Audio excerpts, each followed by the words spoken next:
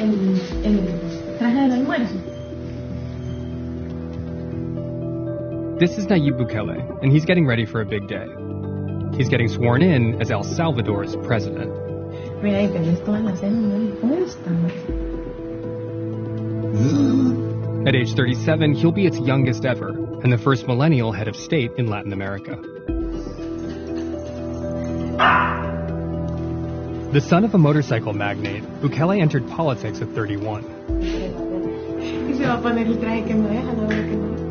He won a landslide victory as a post-partisan reformer in February. You excited? You nervous? Excited. Is that your speech? Yeah, that's my speech, and this is the speech expert. Oh, okay, your speechwriter. Cool.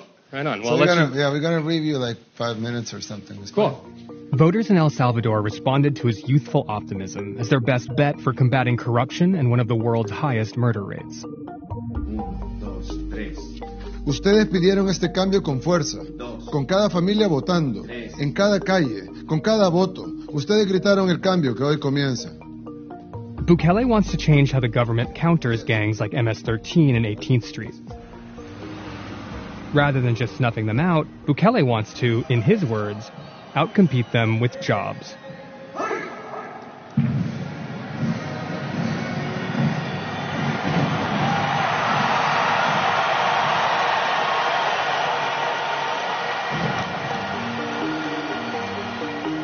He's holding his inauguration in the capital's revitalized downtown, a signature project from his time as its mayor.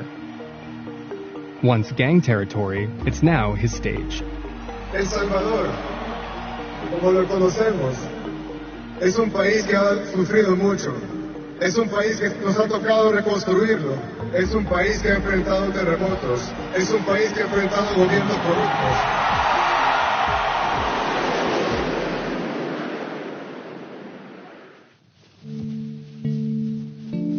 Why do you think the voters of El Salvador responded to your candidacy, believed in you as president? And the fight against corruption, I think, is one of the pillars that made us won the election. But if it's that simple, why hasn't it happened already? The previous president he has asylum in Nicaragua, and he is accused of stealing $351 million. That's just the part that we know of. And the previous president, he's accused of stealing $300 million.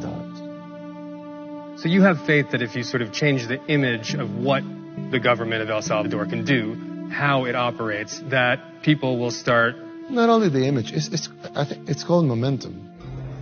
On his first day in office, he staged a camera-ready meeting to show off his new cabinet, stacked with political newcomers who he's keeping on a short leash.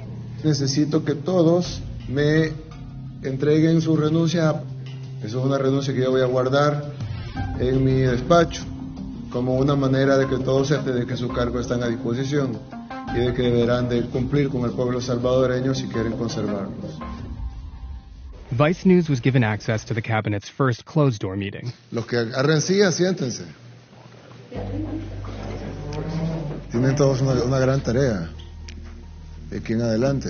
Hablaba con el secretario de Comercio de los Estados Unidos y le decía de cómo podíamos crear medio millón de empleos en El Salvador. Yo le dije, ¿usted sabía que un empleo creado en El Salvador son 4 personas menos en la frontera sur de los Estados Unidos? Bukele should be an ideal partner for President Trump's efforts to stem migration from Central America. Even though the White House confirmed this week that it would halt payments on $500 million in aid to El Salvador, Honduras, and Guatemala, Bukele's plan has always hinged on enticing U.S. companies to invest. If private capital can be lured south, perhaps labor won't travel north. I think it's a mistake cutting the aid, but at the same time, I mean, we cannot force the United States to send us free money.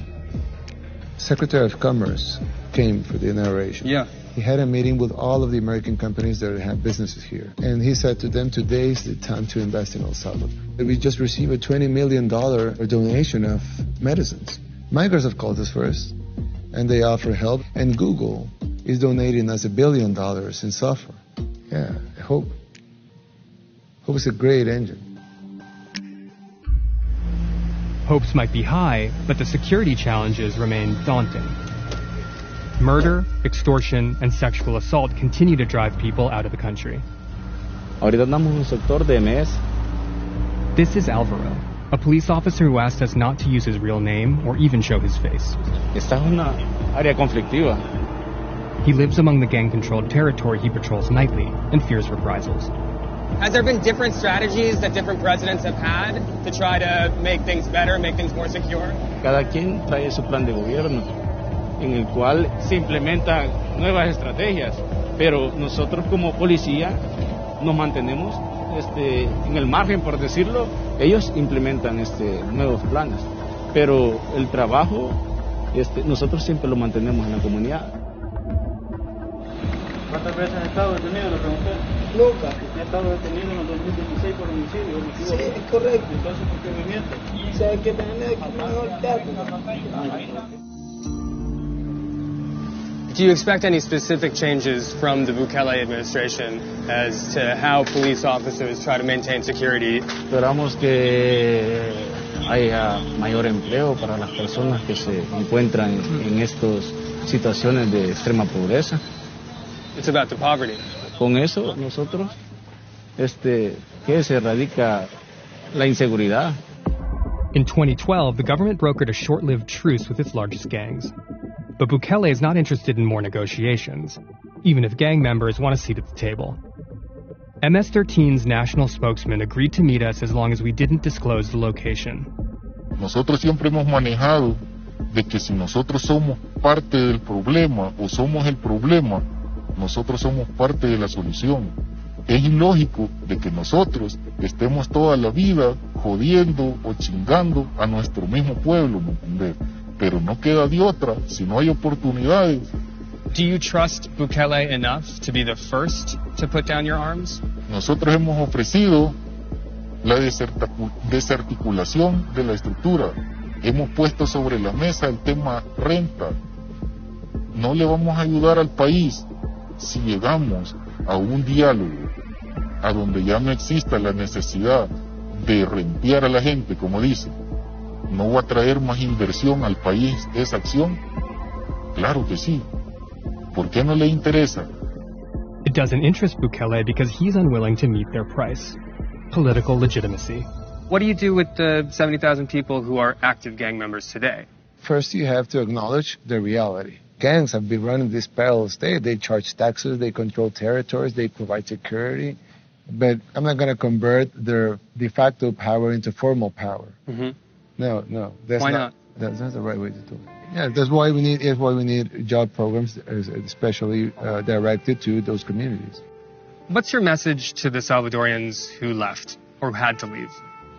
Well, I'm saddened because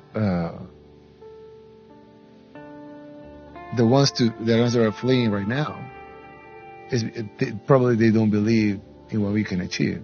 I share the same concern President Trump's have for immigration, but for different reasons. Tell me. He doesn't want our people to go. I don't want our people to leave.